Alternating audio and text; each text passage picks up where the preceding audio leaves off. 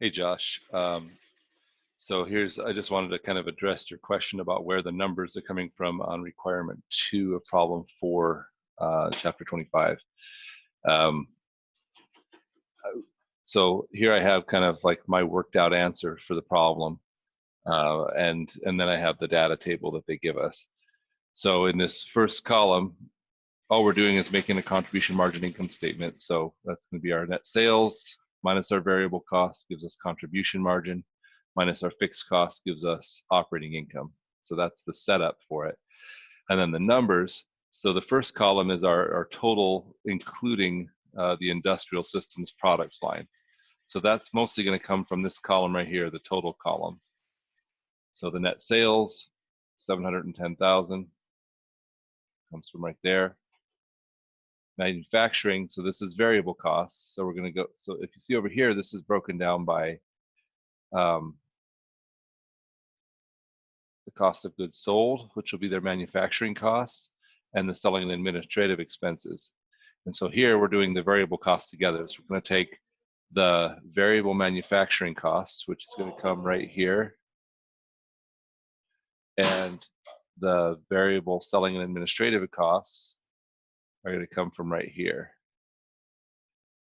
And so we'll add those up to get our total variable costs. And then our contribution margin will be our net sales revenue minus our total variable costs. Then our fixed costs, we'll get our fixed manufacturing costs from fixed right here, 309,000. And our fixed selling and administrative cost will come from right here. Add those up to get the total fixed costs, and then contribution margin minus total fixed costs is the operating income. The second column is our totals without industrial systems. So we're just going to use the household systems line information. So you can see there's our sales revenue. Then we have our variable manufacturing costs, 48,000, and our variable selling and administrative expenses of 76,000. Add those together to get our total variable cost. Subtract those from the net sales revenue, and that would give us a contribution margin. We'll have our fixed, let's see, our fixed manufacturing costs. So here, like you see, you have this number 228,000, which doesn't match up over here.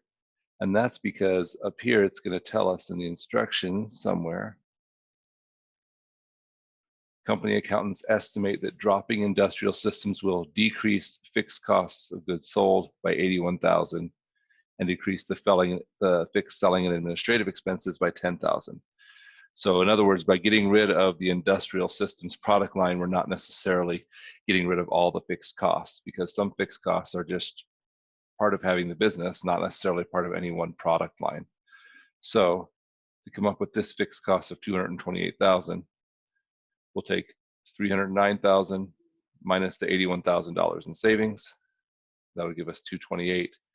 And for the fixed selling and administrative, we'll take the 65 total minus the 10,000, which will give us 55,000. Add them up for total fixed costs. Subtract contribution margin minus the fixed cost to give us an operating loss. And then the change is just the absolute value of the difference between the two.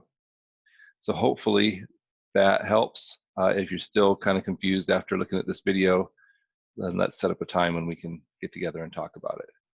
Have a great day.